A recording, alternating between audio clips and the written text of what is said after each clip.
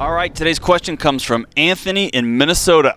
Anthony writes, I've been saving money without my wife knowing. I've been taking more out of my paycheck to put into my retirement account, and I also have been taking $65 a paycheck and putting it into an online investing platform for another savings account. I know this isn't right, but I feel as if it is the only way to save. I want to more aggressively pay down debt, but my wife thinks debt is normal. I can't convince her to be more frugal, and I know we should pay off debt with this money, but I'm afraid that once I do, that we will just get back into debt. I'm lying to my wife to attempt to provide, and it hurts. What should I do? Stop lying. All right? That's why you got 2 doctoral degrees right there. Stop lying. Finding yourself in a challenge and lying to get around that challenge takes that challenge and sets it on fire. So the first thing you got to do is stop lying. And so I completely agree. I mean, and he agrees. Yeah, he knows. He knows. But so tell him what he should do. Man, what he should do... This is not a tolerable situation. No, and this is not a money situation. This is something that's deeper than this. If he thinks he's having to lie to protect his wife, if he's having to go behind her back in multiple different ways, then they've got bigger challenges in their marriage. And this type of activity lets me think that he thinks it's okay, or not okay, but he's feels like he has to lie in other areas, and that she may be hiding stuff. And so at the end of the day, everybody's got to sit down and probably at this point have a mediator, whether it's a marriage counselor or a pastor or a friend that they trust, and him and his wife need to have what I would say a truth-telling session. They need to get somewhere where they can be honest with one another and do a clinical blood work on their marriage. How are they doing? Are they doing okay? They're not doing okay. They're not. But they need to put all cards on the table. How are we doing?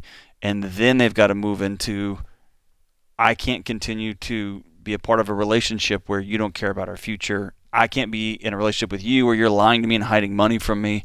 And everybody's got to come together. And they are not even ready to build a future together because the foundation of this thing is so cracked. Over the years when I've been in these situations and someone's sitting in my office, not as a PhD in counseling, but as just a guy who's helping them with their money, I often find that it's almost like I want to give this guy a syringe with Red Bull in it, because he, instead of being aggressive enough in the relationship to cause a crisis in the relationship, have a fit. We say have a duck fit, right? Right? Just flopping around on the floor, create a crisis, be aggressive enough to go, dadgummit, this is not okay. Right. And you don't have to be mean or nasty, but this idea that the passivity that has caused him to lie, as opposed to being aggressive and just stand up in her face and say, no. No more. No. Right. And if you don't think yes, then we're going to go see a marriage counselor, because no, we're not living like this. Right. We're not going to live broke to broke to broke and in debt our whole lives just because you want to whine. No. Or you just want to spend. Or whatever it is. Right. He just will not face her down. Right. And I just want to run down to Walmart on aisle 4 and pick him up a backbone. So, dude, install it. Well, the challenge with the backbone is... because he's hiding out of cowardice rather than courage. But you have to have an or what. What happens and if... somehow he romanticized his cowardice as if he's trying to take care of his family. With deception, right? He romanticized, I'm doing this for the good of my family. Because you're a wuss. You got to have hard conversations. But you also have to have an or what moment, right? So what if she says, if you choose to get out of debt, I'm out. This tells me Anthony is just punting that inevitable situation that's going to blow up at some point. So have the conversation. Here's the thing. She's not going to. No, she's not. She yearns for somebody to look her in the eyes and go, we're going to do this, and we're going to win. We're going to do it today. And we're going to win. Right. Nobody has ever made her believe that you can win. And maybe, just maybe, it's her husband's job. in this case. Not maybe, for sure. You know, I mean, Right. I'm being sarcastic, Of right? course. But I mean, dude, step up, man up, woman up, woman. My husband, I have to hide from him because he's a little boy, and he wants to spend all his money on a lunchroom, and I have to give him money. He's not your son. He's your husband. Look him in the eye and tell him to man up. No more.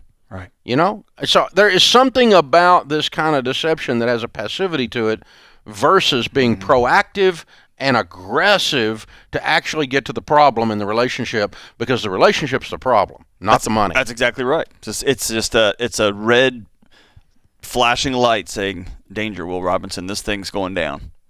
Right. Yeah. Gosh, we're going to have to go back and get Lost in Space clips. Yeah, Because there's a whole generation that does not know what the robot looks like. Danger, Will Robbins, danger. With somebody those hands, Google remember it. those hands? Danger, Will If you Robbins, don't danger. know, Google it. That's right. You know, and then he'd always get unplugged. That's right? right. Every Lost in Space episode, right? But to everyone out there who Danger, thinks Will they are Robinson. helping their marriage by hiding or lying or stealing or cheating, you're not. You're being a wuss You're delaying because the you're inevitable not facing. reality. You're in an effort because you didn't have the courage to cause a problem. You're causing a bigger problem. That's right. In the nerd world, they call it one down, where instead of causing a scene on top, I'm just going to gently drag this boat from underwater. I'm going to pull the whole thing down. It's going to take a long time, and it's the one down power move. I can't win up here. I am not going to head on up here, so I'm just going to gently be an anchor and pull this whole thing down. Slowly drown us. Oh my gosh. Right.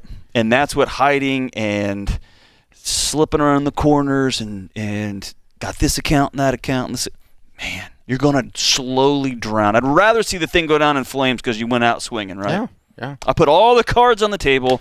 I brought a friend. I brought a pastor. I brought a marriage counselor. This is what this is versus As for me and my house, this is the way it's going to this be. is the way it's going to be.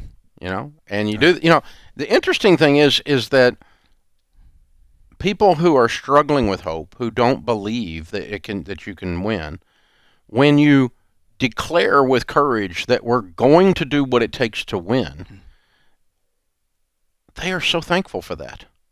And it's When your living in that teenager darkness. doesn't believe that they can make it, Right. and you declare with courage, we're going to do whatever it takes by God for you to learn to do this. That's right. It's leadership. We're gonna get tutors.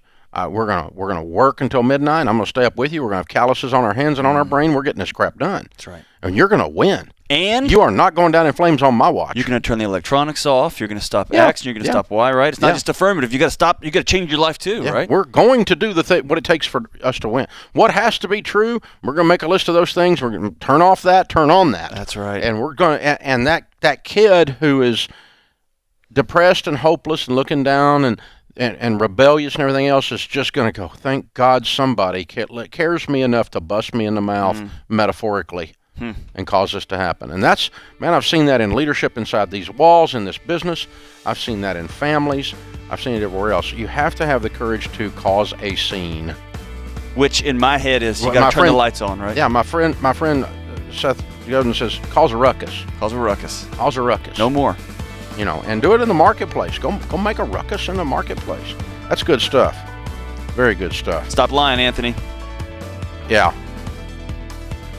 That's it, right? Cause a ruckus It's a lot of education to say stop lying, cause a Cause ruckus. a ruckus. Love it. so that you don't have to lie anymore. This is the Dave Ramsey Show.